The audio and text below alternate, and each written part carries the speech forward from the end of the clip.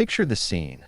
Night over the French Pyrenees. 50,000 candles burst into flame at the exact same instant, turning the entire valley of Lourdes into a single, breathing river of fire that flows between the basilicas and the black silhouette of the mountains. The Ave Maria rises like a tidal wave in 100 languages, so powerful that even the river seems to hush as it passes the grotto.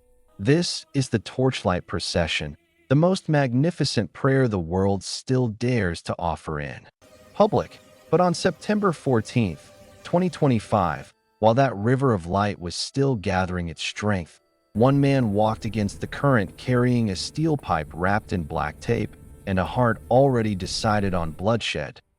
He had come to shatter statues, to scatter the pilgrims, to silence the song with violence. He believed nothing, and no one could stand in his way. He was wrong. Before we go any further, tell me in the comments, where are you watching from right now, and what time is it there? Let's map together how far the mantle of the Virgin Mary stretches tonight. And if you haven't yet clicked subscribe, do it now, because what you are about to hear is not a legend. It is what hundreds of people saw with their own eyes, and it will change the way you look at every candle you ever light again. Lourdes, southwestern France, the town of 15,000 permanent residents that receives 6 million pilgrims every year, more visitors than inhabitants of many capital cities. Narrow medieval streets descend toward the sanctuary like streams toward the sea. Every doorway smells of incense and warm wax.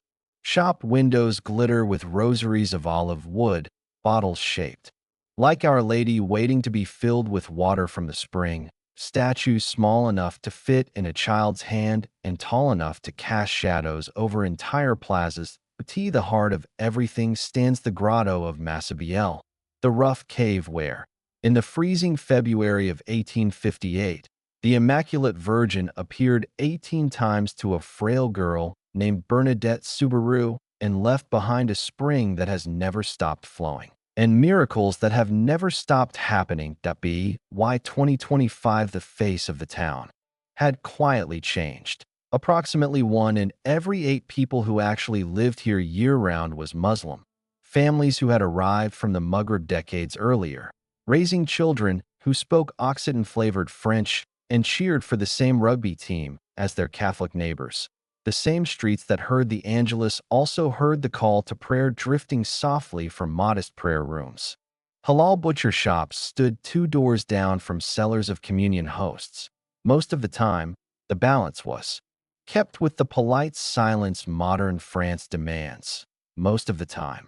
Every evening during the pilgrimage season, when the sun disappears behind the peaks, the sanctuary offers the world one of its most astonishing sights. The torchlight procession. Tens of thousands assemble in front of the grotto. A single flame, kept burning since Bernadette's day, is brought forward. That one flame becomes 10, becomes 100, becomes 50,000, until the darkness is completely banished and the entire domain glows like the new Jerusalem descending. Then they begin to walk, slowly, singing. The river of light winds past the crowned statue of the Virgin, over the stone bridges, around the great basilicas, and back to the grotto again. To stand inside that moving light is to understand what the first Christians must have felt when the Holy Spirit fell like tongues of fire. But on this particular evening, while volunteers were still distributing the last candles and grandmothers in wheelchairs were being gently positioned at the front, a 28-year-old Frenchman named Youssef Rahali was already walking through the happy crowds with a very different fire burning inside him. Born and raised just 30 kilometers away in Tarbes, Youssef had once been the boy who shared fouilles and dates with the same friends after school. Somewhere along the way, the internet fed him another story, that these statues were idols. These songs were provocations. This public devotion was an occupation of Muslim land. Resentment hardened into certainty. Certainty hardened into a plan. That afternoon, he drove the familiar mountain roads, parked far from the sanctuary, bought a heavy metal pipe and a roll of duct tape in a quiet hardware store, and sat alone in his car wrapping the handle until it felt like an extension of his arm. Then he walked into the glowing heart of Lourdes unnoticed, past families buying glow sticks for their children, past nuns laughing with teenagers, past the terminally ill, who had spent their last savings to be pushed one time in front of the grotto. He chose his place carefully. The narrow path beside the little stone bridge over the rushing gave to Pow, where the procession would be forced to slow. That he waited, hand in the backpack, fingers curled around cold steel. The choir struck the opening notes of Immaculate Mary. The first candles caught flame. The river of light began to move toward him. In minutes, this sacred place would erupt in panic and screams. Steel would meet plaster and flesh. Blood would threaten to stain the stones where millions come searching for healing. Unless the woman who once crushed the serpent's head beneath her heel decided that this time, too, hatred would not have the final word. What happened next was captured on dozens of phones, debated in newspapers, laboratories, and Vatican offices, and it left a man who came to destroy on his knees weeping like a child. Hold your breath with me. The river of fire is almost upon him, and something unimaginable is already on its way. He stood alone against the tide of light. Youssef Rahali, 28 years old, French by birth, Moroccan by blood, radicalized by nights spent in echo chambers that turned every church bell into a declaration of war. To the thousands streaming past him, he looked like any other young man. Dark hoodie, black backpack, earphones dangling and used around his neck. No one noticed the way his jaw clenched every time the choir sang the name Marie. No one saw the storm behind his eyes. But heaven saw. Let's go back just a few years to understand how an ordinary boy became a man capable of this. Youssef grew up in a modest apartment block in Tarbes. His father drove a delivery van. His mother cleaned offices in the morning and sewed traditional kaftans in the afternoon. Friday prayers at the mosque, Sunday football with friends who were named Lucas, Muhammad, and Tiago alike. He was good at school, loved rap battles, and once dreamed of becoming a sound engineer. Then came the smartphone years. Videos titled, "The Truth They Hide From You." Preachers with perfect beards explaining that France was waging a silent crusade. Comment sections that rewarded the angriest voices with thousands of likes. Little by little, the boy who used to share his mother's May crowd with Catholic neighbors began to see them as occupiers. The statues of Mary that dotted every roundabout became symbols of humiliation. The torchlight procession, which he had watched as a curious child from the edges, became the ultimate provocation. A public parade of shirk, idolatry, forced upon Muslim eyes and ears. By early 2025, the poison had done its work. Youssef stopped going to family weddings because there was alcohol, stopped speaking to old friends because they posted pictures from Lourdes on Instagram, showing off their paganism. He worked odd construction jobs, saved nothing, spent hours writing furious comments under fake names. One night, he watched a drone video of the torchlight procession. 50,000 candles snaking flames, the statue of the Virgin crowned and luminous at the center. Something inside him snapped.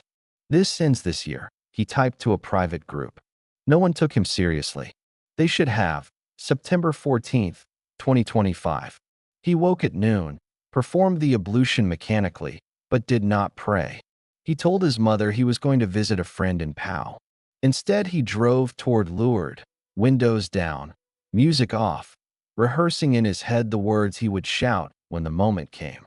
At the hardware store on the outskirts, he chose the longest galvanized pipe they had, thick enough to break bone. He paid cash. In the car park, he wrapped one in with layer after layer of black tape until his hand no longer slipped. He tested the weight. It felt righteous. The sanctuary gates were open to the world, as they always are. Security guards scanned for bottles and drones, not for local boys with backpacks. Youssef walked straight through. The closer he came to the grotto, the more his rage fed on itself. Old women kissing the rock where Bernadette had knelt. a priest lifting the blessed sacrament and benediction while the crowd knelt on the wet stones. A little girl in a wheelchair holding a glowing candle taller than herself, eyes shining with hope. Every image was fueled. He took his position on the riverside path, just after the stone bridge. Here the procession would slow, compressed by the narrow walkway. Here the front rows would be elderly, sick, defenseless. Here the cameras of the official broadcast would capture everything. Perfect .7:55 p.m. The sky was fully dark now, the first stars pricking through. Volunteers in yellow vests moved along the lines, lighting the lead candles from the large sanctuary flame. Fire leapt from wick to wick like a living thing. The choir began the opening hymn in French, then Spanish, then Latin. Yusef's heart pounded so hard he was sure someone would hear it. He slid his right hand into the backpack and closed his fingers around the taped handle. Cold. Heavy. Ready. 8:00 p.m. sharp. The procession began to move. First the banner of Our Lady of Lourdes, carried by men in white sashes. Then the statue of the Virgin on its flower-decked platform, borne by 8 strong pilgrims.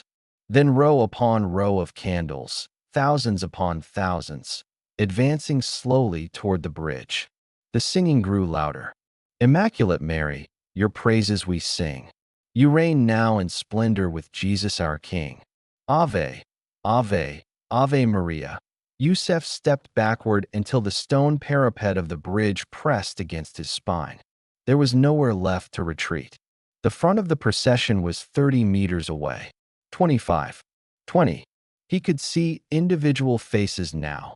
An African nun with tears running down her cheeks, a Filipino family holding their candles high, an old French couple leaning on each other, lips moving in prayer. 15 meters. 10. The heat of the candles reached him first, then the smell of beeswax, then the overwhelming wall of sound. He pulled the pipe from the backpack in one violent motion and stepped directly into the path. The music faltered. The river of light shuddered and stopped. He raised the weapon high above his head and screamed into the sudden silence. You have no right. This is provocation. Your idolatry ends tonight. The first blow was aimed at the statue of the Virgin carried on its platform. Metal struck plaster with a sickening crack. The statue's outstretched hand shattered and fell to the stones. Screams erupted. Candles tumbled and went out like dying stars. In seconds, the narrow path became chaos. Bodies pressing backward, children crying, wheelchairs trapped, the sick terrified. Yusef swung again, wild now, at anyone within reach. An elderly man tried to shield his wife and took the pipe across his ribs. A young father lifted his toddler out of danger just in time. The procession, so beautiful moments earlier, threatened to become a stampede. And then, from somewhere near the front, a calm voice cut through the panic. The voice of a Belgian nun who had seen everything in her 15 years at Lourdes. Everyone, stay calm. Step back slowly. Give him space. But Yusef was beyond hearing. He advanced toward a cluster of pilgrims in wheelchairs, eyes blazing, pipe raised for the next strike. In that instant, a young Parisian named Lucas Moreau, 25, former soldier, on pilgrimage with his sick grandmother, stepped directly into the arc of the descending pipe. The metal caught him on the shoulder with a sound like a gunshot. He staggered, but did not fall. More men moved forward now, forming a human wall between the attacker and the most vulnerable. Yusef backed against the river wall, trapped, snarling, pipe still raised, ready to fight to the end. The crowd closed in. Someone shouted for security. Someone else began praying the rosary out loud. Frantic Hail Marys tumbling over one another. 10 seconds more and blood would flow. Perhaps lives would be lost on the very stones where millions come to be healed. 10 seconds more. And then the light changed, not the candlelight. Something else. Something that made every single person, attacker and defender alike, freeze as though time itself had been suspended. The air grew thick, almost liquid. Breathing felt like drawing in mercy itself. And from the direction of the grotto, a radiance with no source began to rise, gentle yet unstoppable, like dawn breaking inside the night that Yusef's arm was still raised. The pipe glinted in the strange light. His mouth was open to scream again, but the scream never came, because she was already there. Hold your breath. The next moments cannot be explained by psychology, optics, or chance. What happened when the Immaculate Virgin herself stepped between hatred and her children will leave you on your knees that don't move. The Mother of God is about to speak, without words, into the soul of the man who came to kill in her name. It was 8:03 in the evening when the sanctuary of Lourdes, for the first time in its long history of tears and miracles, tasted the metallic edge of terror. The narrow riverside path had become a place of stumbling shadows and scattered flames. Candles lay crushed underfoot, their paper cones torn, wax bleeding into the stones like pale blood. The air, so lately filled with beeswax and incense, now carried the sharper scent of panic.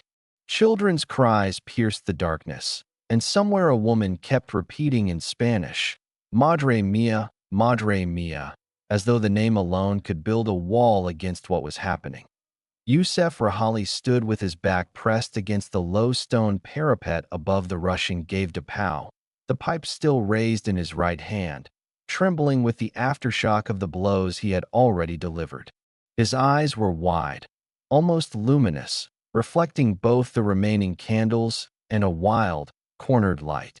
5 men had formed a living shield in front of him.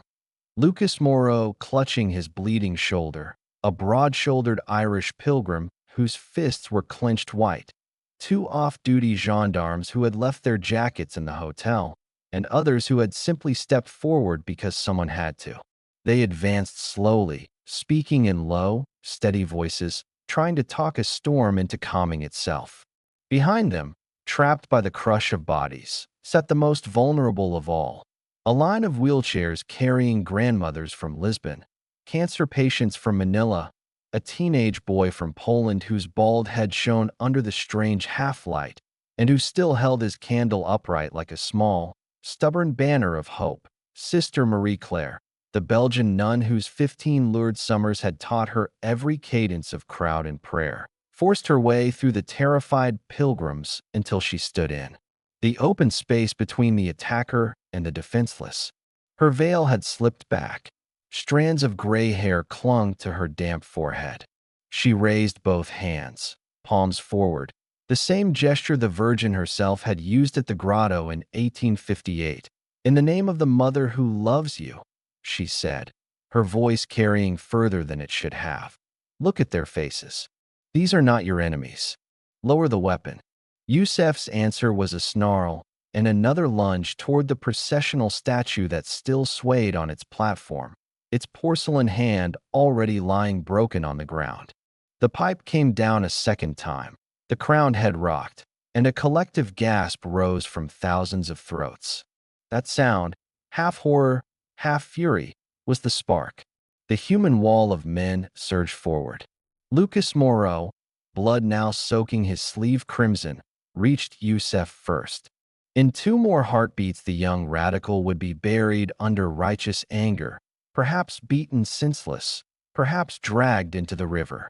The pipe began its final, deadly arc toward Lucas's head, and then, without warning, the world inhaled and held its breath.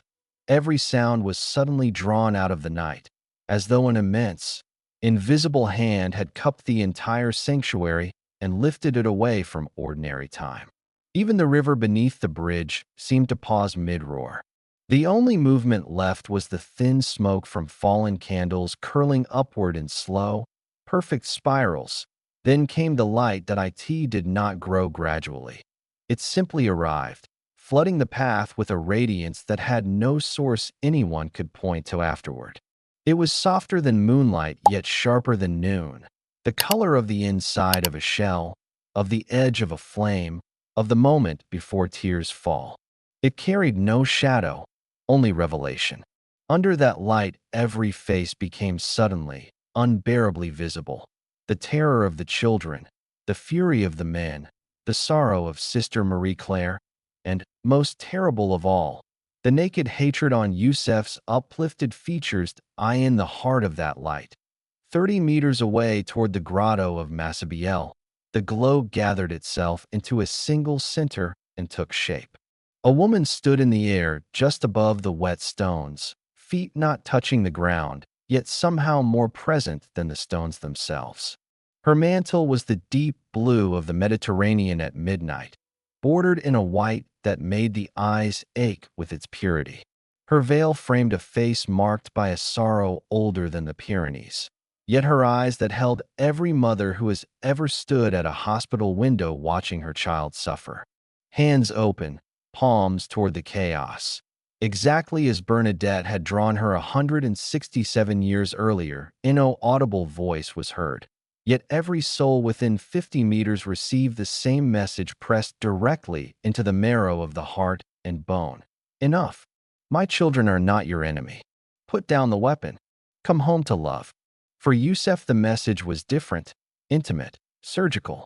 In one blinding instant his entire life unrolled before him like a torn scroll.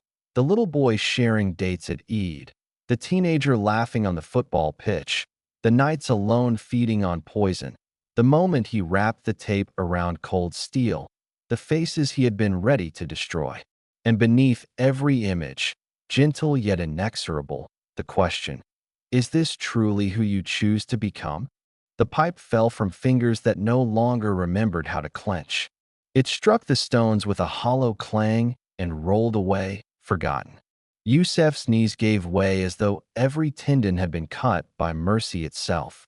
He crumpled forward, hands covering his face, and began to sob with a violence that shook his whole frame, sobs that came from a place deeper than lungs or throat, from the very place where the soul touches eternity. The lady remained only long enough for hundreds of phones, raised in panic, to capture blurred frames of pure light, long enough for every witness to feel branded by what they saw. Then, as tenderly as a mother drawing a blanket over a sleeping child, the radiance withdrew. The ordinary night returned. The river resumed its voice. Candles that had gone out flickered inexplicably back to life in trembling hands. But the sanctuary was forever changed. A vast stillness held everyone captive. No one moved to strike the weeping man. No one ran. From the back of the crowd, a single cracked voice began the Ave Maria, hesitant at first, then stronger. Another joined, then 10, then hundreds, until the hymn rose like a tide, raw and grateful and broken open. Security guards pushed through at last, expecting a riot, and found instead a young man on his knees while thousands sang to the mother who had just saved them all. Sister Marie Claire knelt beside Yusef, placed her candle on the ground between them, so its small flame stood sentinel, and whispered the only words left in the world. Thank you, dear mother. Thank you for coming. High above, on the great crowned statue on the rock of Massabielle seemed, to many eyes, to shine with a light that had not been there moments before. Yet the miracle was only beginning. Because what happened in the hours and years that followed, inside police stations, psychiatric offices, courtrooms, and most of all inside one human heart, would prove even more astonishing than the light itself. The light did not fade. It withdrew, the way a mother loosens her embrace when she feels her child is finally safe. One moment the sanctuary was bathed in that unearthly radiance. The next it slipped back into ordinary darkness, leaving only the faint glow of rekindled candles and the stronger glow of something newly kindled in thousands of hearts. The Gave de Pau resumed its ancient song. The Pyrenees night air, suddenly colder, carried the scent of melted wax and crushed roses from the broken statue. Yet no one felt cold. A warmth that had nothing to do with temperature lingered on every face, as if each person had been standing very close to a hearth only heaven knows how to light. Yusef Rahali remained on his knees, forehead pressed to the wet stones, shoulders shaking with sobs that seemed to pull sorrow up from the roots of the world. The pipe lay a meter away, dull and harmless now, an abandoned thing. Security guards arrived breathless, radios crackling, ready for violence, and found instead a scene they would never forget. A young man weeping like a penitent at the feet of the Virgin, while 50,000 pilgrims sang the Ave Maria in a single voice that rose and fell like great wings over the sanctuary. Some guards crossed themselves. One, a practicing Muslim from Toulouse who had been posted to Lourdes for the season, simply stood with his hand over his heart and tears running silently down his cheeks. Sister Marie Claire stayed beside Youssef. She did not try to lift him, only rested one hand lightly on his shoulder the way one might steady a frightened child. When the officers moved to cuff him, she spoke quietly. "Give him a moment. He is not going anywhere." And indeed he was not. When they finally helped him to his feet, his legs could barely hold him. They had to support him on both sides as they led him away. He did not resist, did not speak, only wept without shame, the tears falling onto the stones that Bernadette had once kissed. Word traveled faster than light itself. Phones that had captured only blurred white frames were already uploading. Within minutes, the first messages appeared. "Something just happened in Lourdes. Our Lady stopped an attack. I can't explain it, but I saw her." By the time the procession was officially canceled and pilgrims were gently asked to return to their hotels, the videos had reached Paris, Manila, Sao Paulo, Dublin. Hashtags in 12 languages trended before midnight. I in the small holding cell in Tarbes. Youssef sat on the edge of the narrow bench, head in his hands. The duty officer who brought him water later told his wife, "I have seen drunk men, violent men, broken men, but I have never seen a man look like his soul had been turned inside out and washed clean in the space of 1 minute." When the investigators arrived the next morning expecting defiance or rehearsed lies, they found something else entirely. Youssef spoke softly, clearly, without evasion. He described buying the pipe, wrapping the tape, choosing the spot by the bridge. He admitted every intention. Then he tried, haltingly, to describe what had pierced him. "She didn't speak with words," he said, eyes fixed on a point far beyond the gray wall. "But I understood everything at once, that all the hatred I had carried was a lie I had told myself. I saw the faces of the people I wanted to hurt, really saw them, and they were just people. Mothers, grandmothers, sick children looking for hope. And I had come to take that hope away." When she looked at me, it was like every dark room inside me was suddenly flooded with daylight. I couldn't hold the pipe anymore. I couldn't hold the hate anymore. The investigator, a seasoned woman who had heard every kind of story, closed her notebook for a moment and simply asked, "Are you telling us you experienced a religious vision?" Youssef gave a small, broken laugh. "I don't know what to call it. I only know it happened outside of me and inside of me at the same time, and that I am not the same man who walked into Lourdes yesterday." Across the mountains, dawn on September 15th broke clear and golden. The sanctuary awoke to find television vans already parked along the avenue, reporters speaking live to cameras with the grotto in the background. Pilgrims who had planned to leave early changed their tickets. No one wanted to go home yet. At 10 a.m., a special Mass of Thanksgiving was celebrated in the underground Basilica of St. Pius X. Thousands packed the vast space. Thousands more stood outside, watching on giant screens.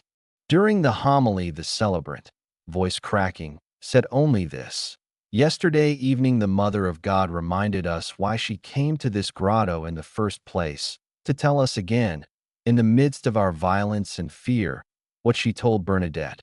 I do not promise you happiness in this world, but in the next. Yet sometimes, out of pure mercy, she gives us a foretaste even here." In the days that followed, the investigations began on every level. Police examined phones, security footage, the broken statue, the metal pipe now sealed in an evidence bag.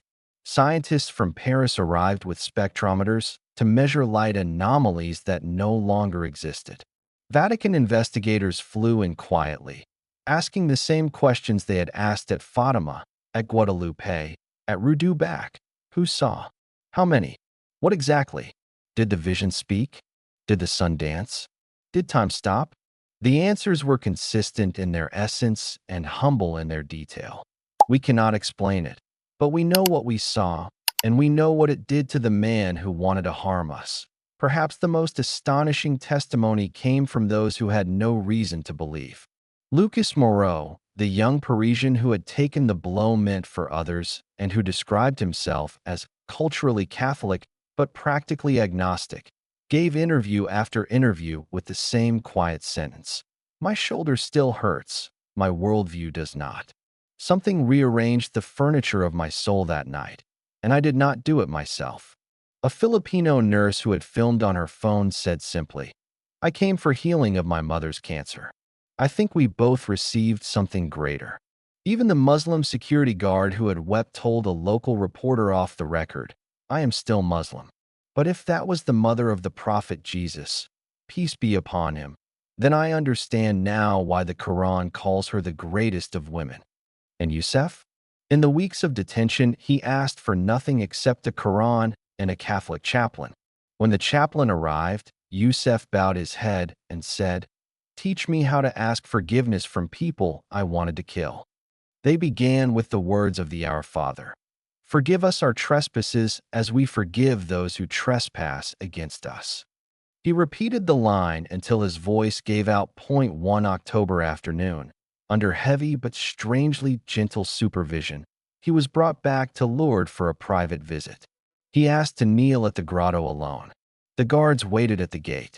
For 40 minutes he stayed there, forehead against the cold rock, speaking words no one heard. When he finally stood, Sister Marie Claire was waiting with a simple white rose from the offertory bouquet of that morning's Massachusetts. She placed it in his hand without speaking. He pressed it between the pages of the small New Testament he now carried everywhere. The trial came and went quickly. The prosecutor offered, and the judge accepted, a suspended sentence, 3 years probation, 500 hours of community service in interfaith dialogue centers, mandatory therapy. The public gallery was full of pilgrims wearing Lourdes scarves. When the judge asked if he had anything to say, Youssef stood, looked at the victims present, and spoke the sentence that made headlines around the world. "I came to break your statues. She broke my heart instead, and I am grateful." But the deepest miracle was still unfolding, quietly, in places cameras could not reach, because the story does not end with light in the sky. It continues in the slow, stubborn work of a heart learning to love again, day after difficult day.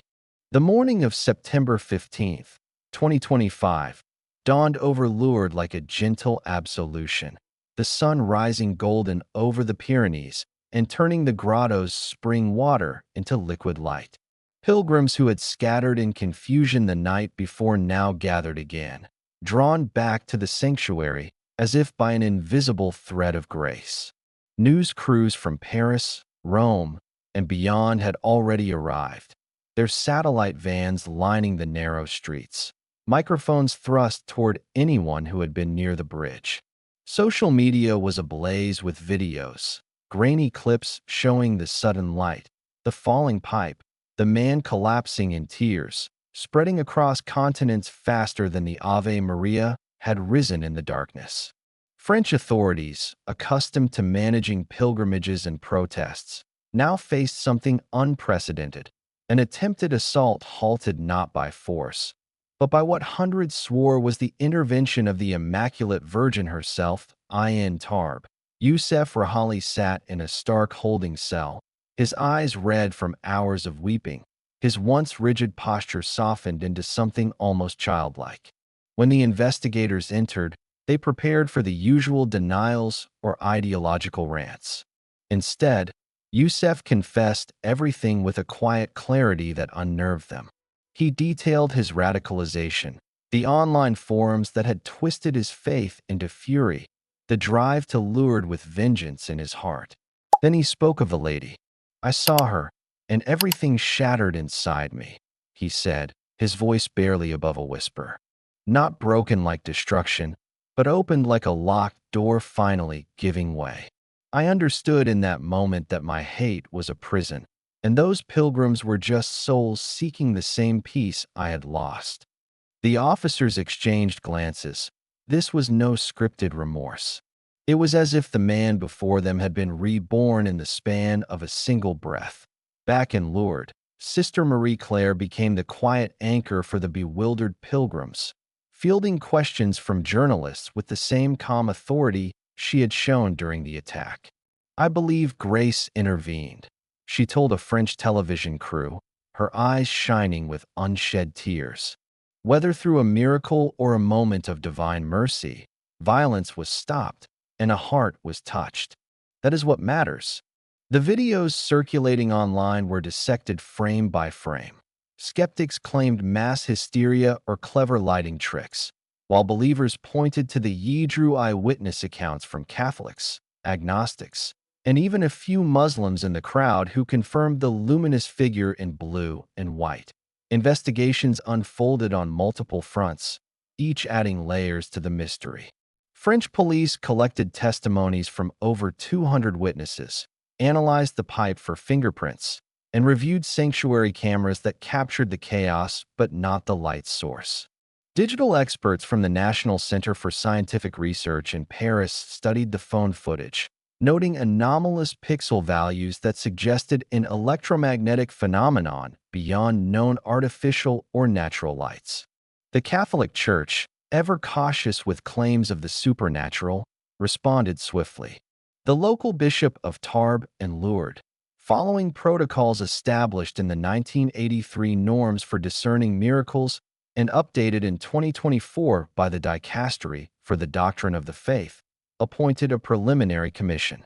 This group included theologians, psychologists, and independent scientists, much like the medical boards that verify healings for canonizations or the forensic pathologists who examine Eucharistic miracles.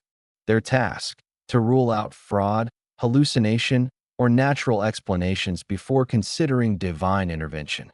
A leaked preliminary report whispered of an event lacking ordinary explanation, citing the consistent descriptions of the lady's appearance, the immediate halt to violence, and Youssef's profound transformation. Skeptical organizations, such as the Committee for Skeptical Inquiry from the United States, dispatched teams to recreate the scene.